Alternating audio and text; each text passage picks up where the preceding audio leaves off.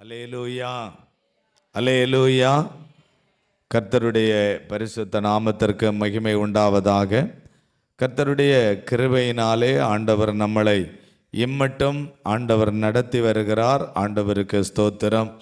அவரை தேடுகிற பிள்ளைகள் ஒருபோதும் வெட்கப்பட்டு போவதில்லை என்று கர்த்தருடைய வசனம் சொல்லுகிறது. சாத்தான் ஒருவேளை நம்ம வாழ்க்கையில் வெட்கப்படுகிறது மாதிரி சூழ்நிலைகளை கொண்டு வந்தாலும் கர்த்தர் அதிலே ஒப்பு கொடுக்க மாட்டார். அவர் கிருபையாய் ஆண்டவர் ஆசீர்வதித்து நடத்துவார். அவர் அதில் உறுதியாய் இருக்கும்படி நம்மளிடத்தில் எதிர்பார்க்கிறார். இயேசுவுக்கு மேலே நம்ம உறுதியாய் இருக்க வேண்டும். யோபுவை பாருங்க, அவனுடைய வாழ்க்கையில் எவ்வளவுதான் இழப்பு வந்த போதும் கர்த்தர் மேலே உறுதியாய் இருந்தான். முடிவு பாருங்க, 2 மடங்கு ஆசீர்வாதம். கர்த்தர் அவனை ஆசீர்வதித்தது போல ஆண்டவர் நம்மளை ஆசீர்வதிப்பார். கர்த்தர் பெரிய காரியங்களை செய்வார். இன்னைக்கு ஆண்டவர் நம் ஒவ்வொருவரையும் பார்த்து சொல்லுகிறார், உன் விண்ணப்பத்தை கேட்டேன், உன் கண்ணீரை கண்டேன். உன் விண்ணப்பத்தை நான் கேட்டேன், அந்த கண்ணீரை நான் கண்டேன். ஒருவேளை நீங்கள் ஏதோ ஒரு சூழ்நிலை பாதிக்கப்பட்டு, ஒருவேளை ஒரு இழப்பு வந்து, தோல்வி வந்து, ஏமாற்றங்கள் வந்து நீங்கள் கண்ணீரோடு இருக்கிறதை ஆண்டவர் கண்டேன் என்று இயேசு சொல்லுகிறார். ஆண்டவரே, என்னுடைய வாழ்க்கையில் இப்படி ஒரு இழப்பு வந்ததே, இப்படி ஒரு பெரிய தோல்வி வந்து விட்டதே, இப்படி நான் ஏமாற்றப்பட்டு விட்டேனே என்று ஒரு விண்ணப்பத்தை, இதிலிருந்து நான் எப்படி ஆண்டவரை மீண்டு வருவது, இந்த இழப்பிலிருந்து நான் எப்படி மீண்டு வருவது, இந்த நஷ்டத்திலிருந்து நான் எப்படி மீண்டு வருவது, இல்லை இந்த தோல்வியிலிருந்து நான் எப்படி மீண்டு வருவது என்று நீங்கள் ஆண்டவரிடத்தில் விண்ணப்பம் பண்ணி ஜெபம் பண்ணி கொண்டு இருக்கிறீர்கள். ஆண்டவர் சொல்லுகிறார், உன் விண்ணப்பத்தை நான் கேட்டேன், உன் கண்ணீரை நான் கண்டேன் என்று இயேசு சொல்லுகிறார். 2 ராஜாக்கள் 20ஆம் அதிகாரம் 5வது வசனத்தை நம்ம வாசிக்கும் போது, எசேக்கியா என்கிற ஒரு ராஜா, அவன் வியாதிப்பட்டு பலவீனப்பட்டு மரண தருவாயிலே இருக்கிறான். இயேசுவனுடைய ஒரு தீர்க்கதரிசி ஆகிய ஏசாயா வந்து அவனை சந்திக்கும் பொழுது அவன் சொல்லுகிறான், நீர் பிழைக்க மாட்டீர், மரித்து போவீர் என்பதாக இந்த எசேக்கியாவினிடத்தில் ஏசாயா தீர்க்கதரிசி வந்து சொல்லுகிறான். உடனே இந்த ஏசாயாவுக்கு, இன்னும் நான் இந்த உலகத்தில் கொஞ்ச காலம் வாழும்போது இன்னும் ஜனங்களுக்கு நன்மை செய்யலாம், இன்னும் நிறைய ஆண்டவருக்காக எதையாவது ஒரு காரியத்தை செய்யலாம், இன்னும் இந்த உலகத்தில் நான் கொஞ்ச காலங்கள் வாழ வேண்டும் என்கிறது அவனுடைய ஒரு விருப்பம். இந்த உலகத்தில் இன்னும் வாழ வேண்டும் என்பது அவனுடைய விருப்பம். ஆனால் அந்த ஏசாயா தீர்க்கதரிசி வந்து சொல்லுகிறான், நீர் பிழைக்க மாட்டீர், மரித்து போவீர். அதனால அவனுக்கு ஒரு துக்கம், அதனால அவனுக்கு ஒரு வேதனை. ஐயோ, நான் செத்து போயிடுவேனோ, மரித்து போயிடுவேனோ அப்படி என்கிற ஒரு துக்கம். ஆனால் அவனுடைய விருப்பம் என்ன? இந்த உலகத்தில் இன்னும் கொஞ்ச காலம் நான் வாழ வேண்டும் என்பது அவனுடைய விருப்பம். ஆனால் தீர்க்கதரிசி வந்து சொல்லுகிறான், நீர் பிழைக்க மாட்டீர், மரித்து போவீர். அவனுக்குள்ளே ஒரு நடுக்கம் உண்டாகிறது, ஒரு கலக்கம் உண்டாகிறது, ஒரு பயம் உண்டாகிறது, ஒரு கண்ணீர் அந்த இடத்துல உண்டாகிறது. இப்பதான் சுவர்புறமாய் தன் முகத்தை திருப்பி வைத்து கொண்டு ஆண்டவரிடத்துல ஜெபம் பண்ணுகிறான். எப்படி ஜெபம் பண்ணுகிறான்? 2 ராஜாக்கள் 20ஆம் அதிகாரம் 1லிருந்து 6 வசனங்கள் வரையில் நம்ம வாசிக்கும் போது, முதல் வசனத்தை வாசிக்க கேட்போம். அந்நாட்களில் எசேக்கியா வியாதிப்பட்டு மரணத்துக்கு ஏதுவாயிருந்தான். அப்பொழுது ஏசாயா என்னும் தீர்க்கதரிசி அவனிடத்தில் வந்து அவனை நோக்கி, நீர் உமது வீட்டு காரியத்தை ஒழுங்குபடுத்தும், நீர் பிழைக்க மாட்டீர், மரித்து போவீர் என்று கர்த்தர் சொல்லுகிறார் என்றான். நீர் பிழைக்க மாட்டீர், மரித்து போவீர், கர்த்தர் சொல்லிவிட்டார் என்று இந்த ஏசாயா தீர்க்கதரிசி இந்த எசேக்கியாவினிடத்தில் வந்து சொல்லுகிறான். 2வது வசனம், அப்பொழுது எசேக்கியா தன் முகத்தை சுவர்புறமாய் திருப்பிக் கொண்டு கர்த்தரை நோக்கி, கர்த்தாவே, நான் உமக்கு முன்பதாக உண்மையும் மன உத்தமமாய் நடந்து உம்முடைய பார்வைக்கு நலமானதை செய்தேன் என்பதை நினைத்தருளும் என்று விண்ணப்பம் பண்ணினான். விண்ணப்பம் பண்ணி எசேக்கியா மிகவும் அழுதான். அல்லேலூயா. இந்த எசேக்கியா எப்படி ஜெபிக்கிறான்? உமக்கு முன்பதாக நான் உண்மையாய் நடந்தேனே ஆண்டவரே, நான் உண்மையாய் நடந்த என்னை நீர் இந்த உலகத்தை விட்டு ஏன் எடுத்துக்கொள்ள வேண்டும் என்று அவன் ஜெபம் பண்ணுகிறான். இன்னும் மன உத்தமமாய், இந்த உலகத்தில் நீர் என்னை உத்தமமாய் நடக்க சொன்னீர், உம்முடைய வார்த்தையின்படி நான் உத்தமமாய் இந்த உலகத்தில் நடந்தேன் ஆண்டவரே, உம்முடைய பார்வைக்கு நலமானதை செய்தேன், நீர் இவ்வளவு நல்ல காரியங்களை செய்ய சொல்லி இருக்கிறீர், அதெல்லாம் நான் செய்தேன் ஆண்டவரே. ஆலயத்தை கட்ட சொன்னீர், ஆலயத்தை கட்டினேன் ஆண்டவரே. மிஷனரிகளை அனுப்ப சொன்னீர், மிஷனரிகளை நான் அனுப்பினேன் ஆண்டவரே. ஜபம் பண்ண சொன்னீர், நான் ஜபம் பண்ணினேன் ஆண்டவரே. ஏழைகளுக்கு நல்லதை செய்ய சொன்னீர், அதெல்லாம் நான் செய்தேன் ஆண்டவரே. இன்னும் இந்த உலகத்தில் நான் கொஞ்ச காலம் வாழ எனக்கு ஜீவனை தாரும் என்று ஆண்டவரிடத்தில் அவன் ஜபம் பண்ணுகிறான். அழுது அழுது ஜபம் பண்ணுகிறான். அழுது அழுது அவன் ஜபம் பண்ணுகிறான். அடுத்த வசனம் சொல்லுகிறது, ஏசாயா பாதி முற்றத்தை விட்டு அப்புறம் போகுதற்கு முன்னே, இந்த காரியத்தை சொல்லிக்கொண்டு ஏசாயா தீர்க்கதரிசி அவன் கடந்து போய் பாதி தூரம் போன உடனேயே கர்த்தருடைய வார்த்தை அவனுக்கு உண்டாகி, கர்த்தருடைய வார்த்தை அவனுக்கு முன்பதாக வெளிப்படுகிறது. அவர் சொன்னது, நீ திரும்பி போய் என் ஜனத்தின் அதிபதியாகிய எசேக்கியாவை நோக்கி உன் தகப்பனாகிய தாவீதின் தேவனாயிருக்கிற கர்த்தர் சொல்லுகிறது என்னவென்றால், அவர் சொல்லுகிறது என்னவென்றால், உன் விண்ணப்பத்தை கேட்டேன், உனக்கு விண்ணப்பத்தை கேட்டேன், உன் கண்ணீரை கண்டேன். இதோ நான் உன்னை குணமாக்குவேன். மூன்றாம் நாளிலே நீ கர்த்தருடைய ஆலயத்திற்கு போவாய். போதும். அல்லேலூயா. உன் விண்ணப்பத்தை கேட்டேன், உன் கண்ணீரை கண்டேன். இன்னைக்கு உங்களையும் என்னையும் பார்த்து இயேசு சொல்லுகிறார், உன் விண்ணப்பத்தை நான் கேட்டேன், உன் கண்ணீரை நான் கண்டேன். ஒருவேளை ஏதோ ஒரு பிரச்சனை, ஏதோ ஒரு போராட்டம், ஏதோ ஒரு கஷ்டம், ஏதோ ஒரு இழப்பு, கண்ணீரோடு இருக்கிறீங்களா? ஆண்டவர் உங்களுடைய கண்ணீரை கண்டார். ஏதோ ஒரு போராட்டத்தோடு நடுக்கத்தோடு இருந்து வேதனையோடு இருக்கிறீங்களா? உங்களுடைய விண்ணப்பத்தை ஆண்டவர் கேட்டார். கட்டாயம் ஆண்டவர் பதில் கொடுத்து உங்களை அவர் ஆசீர்வதிக்க போகிறார். அல்லேலூயா. இந்த எசேக்கியாவினுடைய ஜபத்தையும் கண்ணீரையும் கண்டதற்கு காரணம் என்ன? எப்படி ஆண்டவர் எசேக்கியாவினுடைய ஜபத்தை கேட்டு அவனுக்கு பதில் கொடுத்தார்? அவனுடைய கண்ணீரை ஆண்டவர் கண்டு அவனுக்கு அற்புதம் செய்ததற்கு காரணம் என்ன தெரியுமா?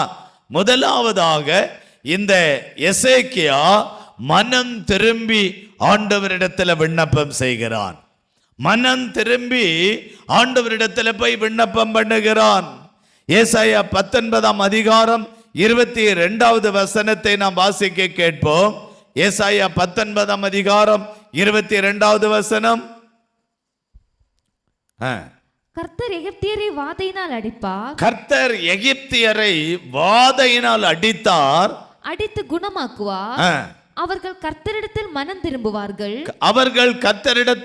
திரும்புவார்கள். அப்பொழுது அவர்கள் விண்ணப்பத்தை கேட்டு அவர்களை குணமாக்குவேன்.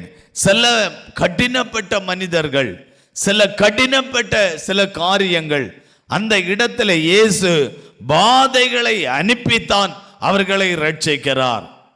சில பேருக்கு சில வியாதிகளை கொடுத்து சில பேரை தேவனண்டையில் ஆண்டவர் கொண்டு வருகிறார். சில பேருக்கு சில கஷ்டங்களை கொடுத்து ஆண்டவரிடத்தில் கொண்டு வருகிறார். சில பேருக்கு சில பாடுகள் வந்தால்தான் கடவுளை தேடுகிறார்கள். அதனால இப்படிப்பட்ட காரியங்களை ஆண்டவர் அனுமதிக்கிறார். இப்ப எகிப்தியரும் அப்படித்தான். ஆண்டவருடைய வார்த்தைக்கு கீழ்ப்படியாதவர்கள், முரட்டு குணம் உள்ளவர்கள், எப்படியும் வாழலாம் என்று வாழ்ந்தவர்கள், எதையும் செய்யலாம் என்று துணிச்சல் உள்ளவர்கள், கடவுளை குறித்தோ கர்த்தரை குறித்தோ ஒரு பயமில்லாத மனிதர்கள். இவர்கள் கடவுளை அறிந்து கொள்ள வேண்டும் என்பது இயேசுவினுடைய விருப்பம். ஏனென்றால் இந்த மக்களுக்காக ஆண்டவர் சிலுவையில் ரத்தம் சிந்தி மரித்தார். இவர்களும் தன்னோடு கூட பரலோகத்துக்கு வர வேண்டும் என்பது ஆண்டவருடைய விருப்பம். இப்ப இவர்களுக்கு வாதையினால் ஆண்டவர் பயங்கரமான அடியை ஆண்டவர் உண்டாக்குகிறார். அல்லேலூயா, அல்லேலூயா. இவர்கள் கர்த்தரிடத்தில் மனம் திரும்பி அப்பொழுது அவர்கள் விண்ணப்பத்தை கேட்பேன். இவங்க மனம் திரும்பினா அவர்களுடைய விண்ணப்பத்தை நான் கேட்பேன். இவர்களுக்கு இப்ப இவ்வளவு பெரிய பிரச்சனை வந்து விட்டது. இவங்க மனம் திரும்பினா இவங்களுடைய ஜெபத்தை நான் கேட்பேன். இவங்க என் பக்கமாய் திரும்பினால் இவர்களுடைய ஜெபத்தை நான் கேட்பேன் என்று இயேசு சொல்லுகிறார். அல்லேலூயா. ஒரு மனுஷனுடைய ஜெபத்தை ஆண்டவர் கேட்காததற்கு காரணம், எவ்வளவுதான் அவங்க அழுதாலும், எவ்வளவுதான் அவங்க துக்கித்தாலும் அவங்களுடைய கண்ணீரை ஆண்டவர் கேட்காததற்கு காரணம் என்ன தெரியுமா? ஏசாயா 59 அதிகாரம் 2வது வசனம். ஏசாயா 59 அதிகாரம் 2வது வசனம். உங்கள் அக்கிரமங்களே உங்களுக்கும் உங்கள் தேவனுக்கும் நடுவாக பிரிவினை உண்டாக்கி வைத்திருக்கிறது.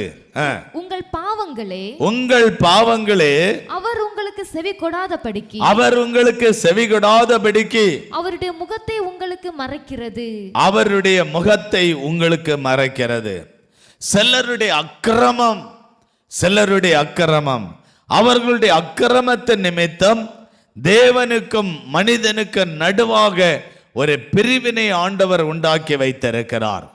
இப்ப இவங்க எவ்வளவு ஜெபிச்சாலும் இவர்களுடைய ஜெபம் கேட்கப்படுவதில்லை. இப்ப இவங்க எவ்வளவு அழுதாலும் அந்த கண்ணீருக்கு பதில் வருவதில்லை. அல்லேலூயா. அவர்களுடைய அக்கிரமங்கள் ஒரு மனுஷன் செய்யக்கூடிய அக்கிரமங்கள், அதனால தான் அவனுடைய ஜெபம் கேட்கப்படவில்லை, அவனுடைய கண்ணீருக்கு பதில் வரவில்லை. அல்லேலூயா. அப்ப நம்ம எவ்வளவு பெர்ஃபெக்டாய் இருந்து பரிசுத்தமாய் இருந்து ஆண்டவரிடத்துல நாம் ஜெபிக்க வேண்டியதா இருக்கிறது. நம்ம ஆண்டவரிடத்துல போய் பரிசுத்தத்தோடு நம்ம ஜெபிக்க வேண்டும். நாம் பரிசுத்தமாய் இந்த உலகத்தில் வாழ்ந்து ஆண்டவரிடத்துல போய் ஜெபிக்கும் போது அவர்களுடைய ஜெபத்தை ஆண்டவர் கேட்கிறார். எசேக்கியா மனம் திரும்பி பரிசுத்தத்தோடு ஆண்டவரிடத்துல போய் அழுது துக்கித்து ஜெபித்த போது உடனே ஆண்டவர் அவனுடைய ஜெபத்திற்கு பதில் கொடுத்தார் என்று கர்த்தருடைய வசனம் சொல்லுகிறது. இந்த நாட்கள் நீங்களும் நானும் பரிசுத்தத்தோடு இந்த உலகத்தில் வாழ்ந்து ஆண்டவரிடத்தில் போய் ஜெபம் பண்ணும் பொழுது அந்த ஜெபத்தை ஆண்டவர் கேட்டு ஆண்டவர் அற்புதம் செய்வார். 66வது சங்கீதம் 18வது வசனத்தை வாசித்தால் 66ஆம் சங்கீதம் 18வது வசனம், என் இருதயத்தில் அக்கிரம சிந்தை கொண்டிருந்தேனால் ஆண்டவர் எனக்கு செவிகொடார். இருதயத்தில் அக்கிரம சிந்தை, இருதயத்தில் சில பேருக்கு எப்பொழுதும் அக்கிரம சிந்தை என்றால் யாரையாவது பரிகாசம் பண்ணுகிறது, யாரையாவது விரோதமாய் பேசுவது, யாருக்கு விரோதமாய் செயல்படுவது, யாருக்கும் எதையாவது தீங்கை செய்வது, யாருக்காவது தீமைகளை கொண்டு வருவது, இது சில பேருடைய வாழ்க்கையில் இருக்கிறதை பார்க்கிறோம். ஆனா ஆலயத்துக்கு போவாங்க, ஜெபம் பண்ணுவாங்க, பரிசுத்தவானை போல காட்டிக் கொள்ளுவாங்க. நல்லபடிப்பட்ட ஒரு காரியம் அவங்களிடத்துல இருந்தாலும் அவங்களுடைய இருதயம் அக்கிரம சிந்தையினால் நிறைந்திருக்கிறது. ஒரு மனிதனுக்கு அக்கிரம சிந்தை இருதயத்தில் இருக்கும் பொழுது அவனுடைய ஜெபம் கேட்கப்பட மாட்டாது, அவளுடைய ஜெபம் கேட்கப்பட மாட்டாது. ஆண்டவர் சொல்லுகிறார், சிலருடைய இருதயத்துல அக்கிரம சிந்தை இருக்கிறது, அதனால நான் அவர்களுடைய ஜெபத்தை கேட்கவே மாட்டேன். அல்லேலூயா. சிலருடைய இருதயத்தில் அக்கிரம சிந்தை, அந்த அக்கிரம சிந்தை உள்ளவர்களுடைய ஜெபத்தை ஆண்டவர் கேட்பதில்லை, ஆண்டவர் கேட்கவே மாட்டார். நீதிமொழிகள் 15ஆம் அதிகாரம் 29வது வசனத்தை நாம் வாசித்தால், நீதிமொழிகள் 15:29, துன்மார்க்கனுக்கு கர்த்தர் தூரமாயிருக்கிறார், நீதிமான்களின் ஜெபத்தையோ கேட்கிறார். நீதிமான்களுடைய ஜெபத்தையோ ஆண்டவர் கேட்கிறார். துன்மார்க்கன், நிறைய துன்மார்க்கர்கள் இந்த உலகத்தில் பெருகி இருக்கிறார்கள். அவங்க சபைக்கு போகலாம், சபைக்கு ஜெபிக்கிறவர்களை போல காண்பிக்கலாம், பரிசுத்தவான்களை போல காண்பிக்கலாம். அவர்களை குறித்து வேதம் சொல்லுகிறது, துன்மார்க்கன், மற்றவர்களுக்கு தீங்கு செய்கிறவன் துன்மார்க்கன், மற்றவர்களுக்கு கெடுதல் செய்கிறவன் துன்மார்க்கன், தேசத்திலே கலகங்களை உண்டாக்குகிறவன் துன்மார்க்கன், சபைகளிலே பிரிவினை உண்டாக்குகிறவன் துன்மார்க்கன். வேதம் சொல்லுகிறது, துன்மார்க்கன் கர்த்தருக்கு தூரமாயிருக்கிறான். ஒருவேளை அவனை ஆசீர்வதித்திருக்கலாம், கார் இருக்கலாம், சொத்து இருக்கலாம், வீடு இருக்கலாம், பங்களா இருக்கலாம், அவனை 4 பேர் மதிக்கலாம். உடனே அவன் ஆண்டவருடைய பிள்ளை என்று நாம் நம்ப முடியாது. அவனுடைய துன்மார்க்கனுடைய ஜபத்தை ஆண்டவர் கேட்பதில்லை. அவனுக்கு ஆண்டவர் தூரமாயிருக்கிறார். நீதிமான்களுடைய ஜபத்தையோ ஆண்டவர் கேட்கிறார். நிறைய நீதிமான்கள் இந்த உலகத்தில் இருக்கிறார்கள். கர்த்தருக்கு பயந்து பொல்லாப்புக்கு விலகி நீதிமானாய் நடக்கிற நிறைய ஆண்டவருடைய பிள்ளைகள் இந்த உலகத்தில் இருக்கிறார்கள். அவர்களுடைய ஜபத்தை ஆண்டவர் கேட்கிறார். அல்லேலூயா.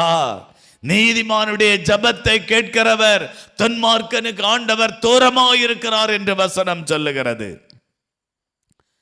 ஏசாயா 1:15 வசனத்தை கூட நம்ம வாசிக்கும் போது, ஏசாயா 1:15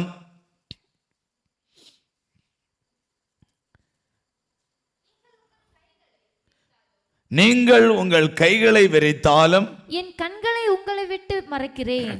என் கண்களை உங்களை விட்டு மறைக்கிறேன். நீங்கள் மிகுதியாய் ஜெபம் பண்ணினாலும் கேளேன். மிகுதியாய் ஜெபம் பண்ணினாலும் கேளேன். உங்கள் கைகள் இரத்தத்தினால் நிறைந்திருக்கிறது. உங்க கைகள் இரத்தத்தினால் நிறைந்திருக்கிறது. நம்ம கையில இரத்த கரை இருக்கிறது. பாவத்து நிமித்த இரத்த கரை. அநேக பேருக்கு தீமைகள் செய்து இரத்த கரை. லஞ்சம் வாங்கி கையை இரத்த கரையாக்கி வைத்திருக்கிறோம். ஏதோ ஒரு தீமைகளை செய்து கரத்தை இரத்த கரையாக்கி வைத்திருக்கிறோம். இப்ப இவங்க இரத்த கரையோடு போய் சபையில கையை விரிச்சு இப்படி ஜபம் பண்ணினாலும் அவங்களுடைய ஜபத்தை நான் கேளேன் என்று கர்த்தர் சொல்லி இருக்கிறார். அல்லேலூயா. எவ்வளவுதான் கையை விரிச்சாலும் நான் இவனுடைய ஜபத்தை கேட்பதில்லை.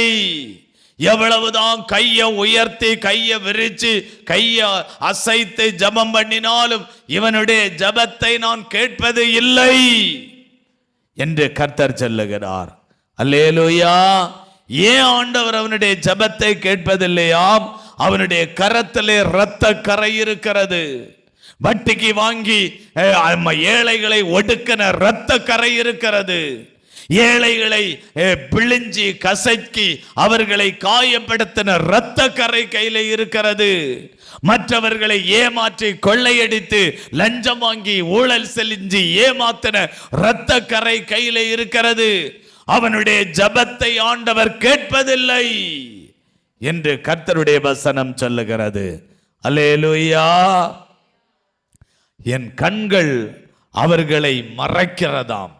ஆண்டவருடைய கண்கள் அவர்களை காண்பதில்லை. அவர்களை காண்பதில்லை. அல்லேலூயா. அவர்களை காண்பதில்லை என்று ஆண்டவருடைய வசனம் சொல்லுகிறது.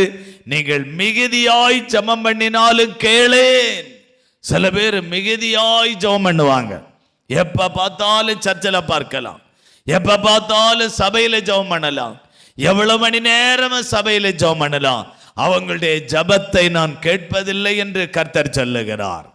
மனம் திரும்பி விண்ணப்பம் பண்ணு, அப்பொழுது ஆண்டவருடைய ஜபத்தை கேட்பார். மனம் திரும்பி விண்ணப்பம் பண்ணும் பொழுது ஆண்டவர் ஜபத்தை கேட்பார். எசேக்கியா ராஜா மனம் திரும்பி ஆண்டவரிடத்தில் போய் எவ்வளவு பயபக்தியாய் ஜபம் பண்ணினான். அவனுடைய ஜபத்தை ஆண்டவர் கேட்டு மீண்டும் இந்த உலகத்தில் 15 ஆண்டுகள் ஒரு ஆயுசு நாட்களை ஆண்டவர் கொடுத்து அவனை கர்த்தர் ஆசீர்வதித்தார். அவனுடைய ஜபத்தை ஆண்டவர் கேட்டார். உங்களுடைய ஜபத்தை ஆண்டவர் கேட்டு உங்களுக்கு அற்புதம் செய்ய போகிறார். உங்களுடைய ஜபம் கேட்கப்பட போகிறது. ஜபத்திற்கு பதில் வர போகிறது. தடைகள் மாற போகிறது. பிரச்சனைகள் நீங்க போகிறது. போராட்டங்கள் மாற போகிறது. அற்புதங்கள் நடக்க போகிறது. அவரை விசுவாசியுங்கள். கர்த்தர் செய்ய போகிறார். அல்லேலூயா. ஆமென். எசேக்கியாவினுடைய ஜபத்தை கேட்டு அவனுக்கு பதில் கொடுத்த ஆண்டவர் உங்களுக்கு பதில் தருவார். மனம் திரும்பி ஜெபிக்கும் பொழுது ஆண்டவர் பதில் கொடுப்பார். இரண்டாவது, தன்னை தாழ்த்தி விண்ணப்பம் செய்யும் பொழுது கர்த்தர் ஜெபத்தை கேட்பார். நம்மளை தாழ்த்தணுங்க. பெருமை உள்ளவனுக்கு ஆண்டவர் எதிர்த்து நிற்கிறவர். தாழ்மையாய் நடக்கிறவனுடைய ஜெபத்தை ஆண்டவர் கேட்கிறவர். தாழ்மையாய் போய் ஆண்டவரிடத்தில் ஜெபம் பண்ணி பாருங்க, அவனுடைய ஜெபம் கேட்கப்படும், அவளுடைய ஜெபம் கேட்கப்படும். தாழ்மையோடு ஆண்டவரிடத்தில் போய் மனம் கசந்து ஜெபம் பண்ணி பாருங்க. 2 ராஜாக்கள் 22ஆம் அதிகாரம் 19வது வசனம். 2 ராஜாக்கள் 22ஆம் அதிகாரம் 19வது வசனத்தை வாசிக்க கேட்போம்.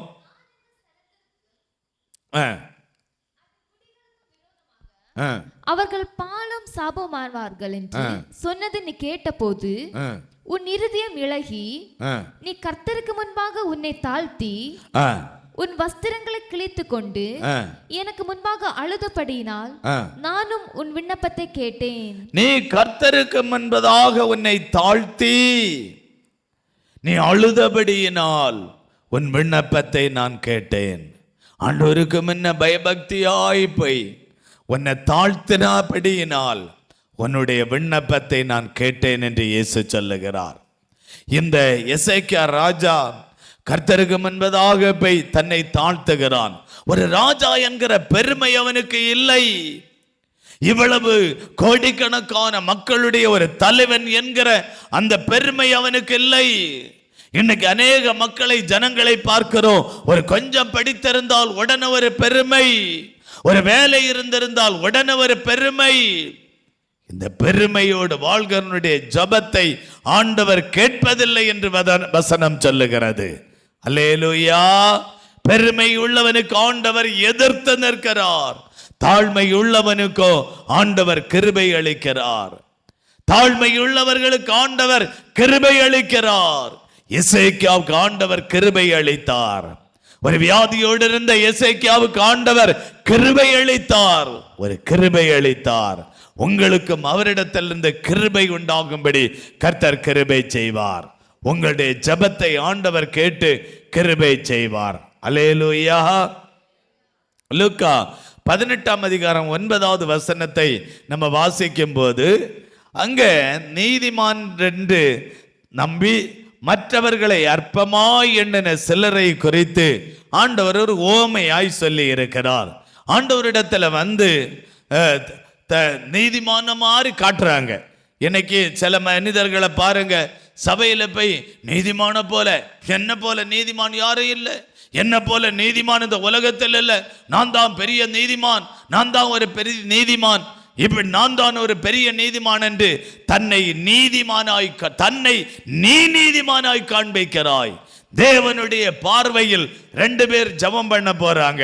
10வது வசனத்தை லூக்கா 18ஆம் அதிகாரம் 10வது வசனத்தை வாசிக்க கேட்போம். 2 மனுஷர் ஜெபம் பண்ணும்படி, 2 மனிதர்கள் ஜெபம் பண்ணும்படி தேவாலயத்துக்கு போனார்கள். தேவாலயத்துக்கு போனார்கள். ஒருவன் பரிசேயன், மற்றவன் ஆயக்காரன்.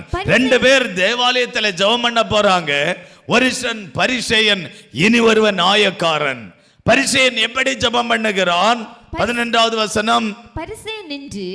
பரிசேயன் நின்று தேவனே நான் பரிகாரன், அநியாயக்காரன், விபச்சாரக்காரன். எவ்வளவு பாவம் அவன்கிட்ட இருக்கு பாருங்க. ஆகிய மற்ற மனுஷரை போலவும் இந்த ஆயக்காரனை போலவும் இராததினால் உம்மை ஸ்தோத்தரிக்கிறேன். வாரத்தில் 2 தரம் உபவாசிக்கிறேன். என் சம்பாத்தியத்தில் எல்லாம் தசமபாகம் செலுத்தி வருகிறேன் என்று தனக்குள்ளே ஜெபம் பண்ணினான். ஆயக்காரன் தூரத்தில் நின்று ஒரு நிமிஷம். இப்போ இந்த பரிசேயன் போய் நின்று கண்டு ஒரு ஆவிக்குரிய பெருமையில ஜெபம் பண்ணுகிறான். இவன் எப்படிப்பட்ட விபச்சாரக்காரன், அநியாயக்காரன், மற்றவர்களுக்கு தீங்கு செய்கிறவன், தீமை செய்கிறவன், மற்றவங்களுக்கு மேல குற்றப்படுத்துகிறவன், பழியை போடுகிறவன். இவனை போல ஒரு அயோக்கியன் உலகத்தில் இல்லை என்று சொல்லக்கூடிய வாழ்க்கையில் அப்படிப்பட்டவன். இவன் போய் நின்று ஆண்டவரே, வாரத்தில் நான் 2 நாள் உபவாசம் பண்ணி ஜெபம் பண்ணுகிறேன்னு ஒரு ஆவிக்குரிய பெருமை, இவனுக்குள்ள ஒரு பயங்கர பெருமை. சம்பாத்தியத்துல தசமபாகம் கொடுக்கிறேன், அந்த ஒரு பெருமை, தசமபாகம் கொடுக்கிற ஒரு பெருமை, இப்படி ஒரு பெருமையோடு இவன் ஜெபம் பண்ணினான். இவனுடைய ஜெபத்தை ஆண்டவர் கேட்கவில்லை. அல்லேலூயா. ஆனா ஆயக்காரன் ஒருத்தன், பரிசேயனுடைய ஜெபத்தை ஆண்டவர் கேட்கவில்லை. அவனுடைய ஜெபத்திற்கு ஆண்டவர் பதில் கொடுக்கவில்லை. ஆனால் ஆயக்காரன் தூரத்துல போய் நின்று ஆண்டவரிடத்துல தன்னை தாழ்த்தி எப்படி ஜெபம் பண்ணுகிறான்? ஆயக்காரன் தூரத்தில் நின்று தன் கண்களையும் வானத்துக்கு ஏறெடுக்க துணியாமல், தன் கண்களை வானத்திற்கு ஏறெடுக்க துணியாமல் தன் மார்பிலை அடித்துக்கொண்டு தேவனே பாவியாகிய என் மேல் கிருபையாயிரும் என்றான். பாவியாகிய எனக்கு மேல கிருபையாயிருங்க. நம்ம எல்லாம் பாவிகள்ங்க. நம்ம எத்தனை நாள் வாரத்துல உபவாசம் பண்ணி ஜெபம் பண்ணினாலும் நமக்குள்ள பாவ சுபாவம் இருக்கிறது. நம்ம பாவம் நமக்குள்ள இருக்கிறது. நமக்குள்ள மாம்சீகம் இருக்கிறது நிமித்தம் ஒரு பொய்ய சொல்லி விடுகிறோம். இல்லைன்னா ஏதோ ஒரு பாவத்தை நம்ம அறியாமலே செய்து விடுகிறோம். அதனால தான் அந்த ஆயக்காரன் தூரத்துல போய் நின்று பாவியாகிய எனக்கு மேல கிருபையாயிருங்க ஆண்டவரேன்னு ஆண்டவரிடத்துல போய் ஜெபம் பண்ணின போது 14வது வசனம், அவன் அல்ல இவனே நீதிமானாக்கப்பட்டவனாய் தன் வீட்டுக்கு திரும்பி போனான் என்று உங்களுக்கு சொல்லுகிறேன். அல்லேலூயா.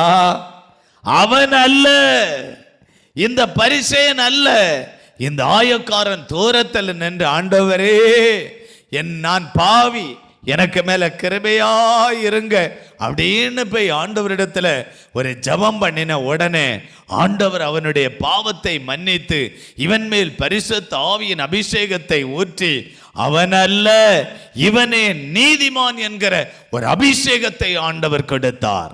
ஒரு நீதிமான் என்கிற அபிஷேகம் இன்னைக்கு உங்களுக்கும் அப்படித்தான். ஆண்டவர் நீதிமான் என்கிற ஒரு அபிஷேகத்தை ஆண்டவர் தந்திருக்கிறார். அல்லேலூயா, அல்லேலூயா.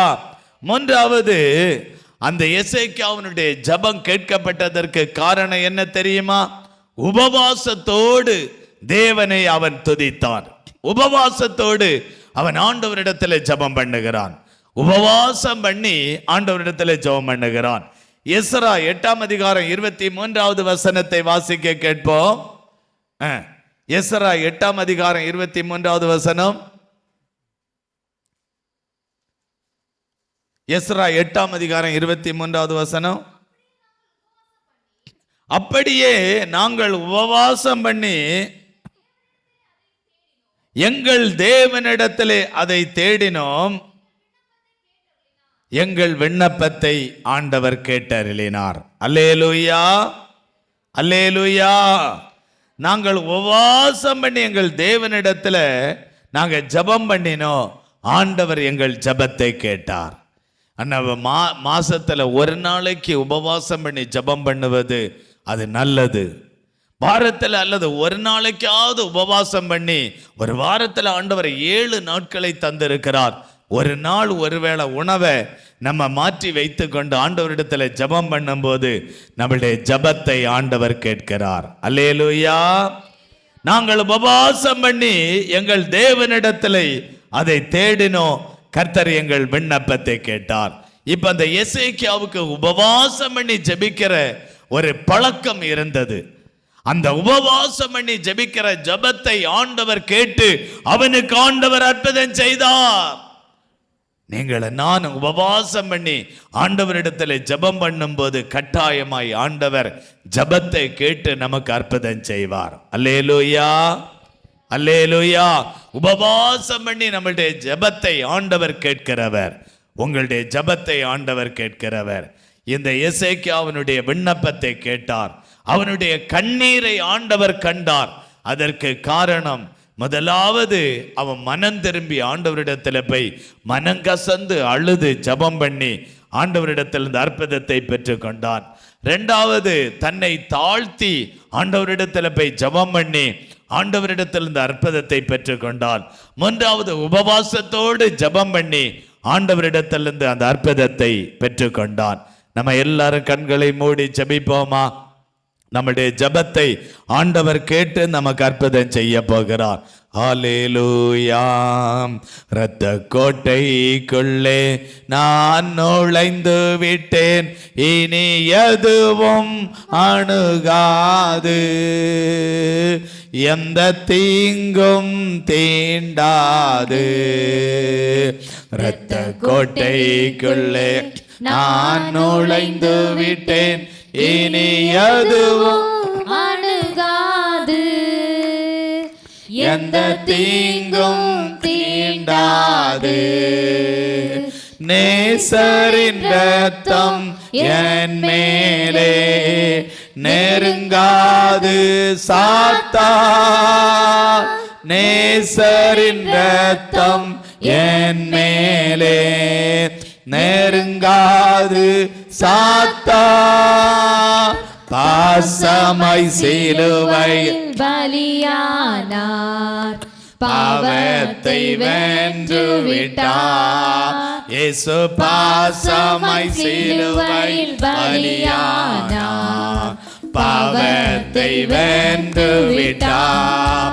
இரத்த கோட்டைக்குள்ளே நான் நுழைந்து விட்டேன், இனி எதுவும் அணுகாது, எந்த தீங்கும் தீண்டாது. இரத்த கோட்டைக்குள்ளே நான் நுழைந்து விட்டேன், இனி எதுவும் அணுகாது, எந்த தீங்கும் தீண்டாது. இம்மட்டும் உதவின எபினேசரே இனியோ காத்திடுவார். இம்மட்டும் உதவின எபினேசரே இனியும் காத்திடுவார். உலகிலே இருக்கும் அவனை விட என் தேவன் பெரியவரே. இந்த உலகிலே இருக்கும் அவனை விட என் தேவன் பெரியவரே. இரத்த கோட்டைக்குள்ளே நான் நுழைந்து விட்டேன், இனி எதுவும் அணுகாது, எந்த தீங்கும் தீண்டாது. இரத்த கோட்டைக்குள்ளே நான் நுழைந்து விட்டேன், இனி எதுவும் அணுகாது, எந்த தீங்கும் தீண்டாது. அப்படி எல்லாரும் கரங்களை தட்டி ஆண்டவரை மகிமைப்படுத்துவோம். ஆமென். ஸ்தோத்திரம், ஸ்தோத்திரம். ஆண்டவரே, இந்த எசேக்கியாவுக்கு மேல இறங்கின அபிஷேகம் எனக்கு மேல வரட்டும் ஆண்டவரே. நான் இனி ஜெபம் பண்ணும்போது மனம் திரும்பி ஆண்டவரிடத்துல பாவ மன்னிப்பு நிச்சயத்தோடு ஜெபிக்க ஆண்டவர் எனக்கு கிருபை தாருங்க, கிருபை தாருங்க ஆண்டவரே. நான் ஒரு தாழ்மையாய் நடந்து கொள்ளணும்ப்பா. தன்னை தாழ்த்தி ஜெபிக்க ஆண்டவர் கிருபை செய்யுங்க. தன்னை தாழ்த்தி ஜெபம் பண்ணி ஆண்டவரே உம்மிடத்தில் இந்த அற்புதத்தை பெற்றுக்கொள்ள கிருபை செய்யுங்க. வாரத்துல ஒரு நாளைக்காவது ஜெபிக்க ஆண்டவரே உபவாசத்தோடு ஜெபிக்க கிருபை தாங்க ஆண்டவரே. நான் உபவாசத்தோடு ஜெபிக்க ஆண்டவர் எனக்கு கிருபை செய்யுங்க, கிருபை செய்யுங்க, கிருபை செய்யுங்க, கிருபை செய்யுங்கப்பா ஆண்டவரே. எசேக்கியாவுக்கு அற்புதம் செய்த ஆண்டவர் இங்க இருக்கிற ஒவ்வொருவருக்கும் அற்புதம் செய்வீராக. இங்க இருக்கிற எல்லாருக்கும் கர்த்தர் அற்புதம் செய்யும்படியாய் ஆண்டவரே நாங்க ஜெபிக்கிறோம்ப்பா. எசேக்கியாவுக்கு அற்புதம் செய்து மீண்டும் இந்த உலகத்தில் 15 ஆண்டுகள் சுகத்தோடும் பலத்தோடும் ஆரோக்கியத்தோடும் வாழ்ந்தது போல நாங்களும் அப்படியே வாழ ஆண்டவர் கிருபை செய்யும்படியாய் ஜெபிக்கிறோம். எங்களை தாழ்த்துகிறோம், ஒப்பு கொடுக்கிறோம். எல்லா துதியும் கனத்தையும் மகிமையும் நாங்கள் இயேசப்பா ஒருவருக்கே செலுத்துகிறோம். இயேசு கிறிஸ்துவின் நாமத்தில் ஜெபிக்கிறோம். ஜெபங்களின் ஜீவனுள்ள எங்கள் நல்ல பிதாவே, ஆமேன். எல்லாரும் சேர்ந்து சொல்லுவோம். என் ஆத்துமாவே கர்த்தரை ஸ்தோத்திரி, என் முழு உள்ளமே அவருடைய பரிசுத்த நாமத்தை ஸ்தோத்திரி. என் ஆத்துமாவே கர்த்தரை ஸ்தோத்திரி, கர்த்தர் செய்த சகல உபகாரங்களை மறவாதே. ஆமேன், ஆமேன். ஆசீர்வாதம் நம்முடைய கர்த்தராகிய இயேசு கிறிஸ்துவினுடைய கிருபையும் பிதாவாகிய தேவனுடைய அன்பும் பரிசுத்த ஆவியானவருடைய சிநேகமும் என்னவென்று சதா காலங்கள் தங்கி இருப்பதாக. ஆமேன், ஆமேன், ஆமேன். அல்லேலூயா, அல்லேலூயா, அல்லேலூயா. கர்த்தர் ஒவ்வொருவரையும் ஆசீர்வதிப்பாராம்.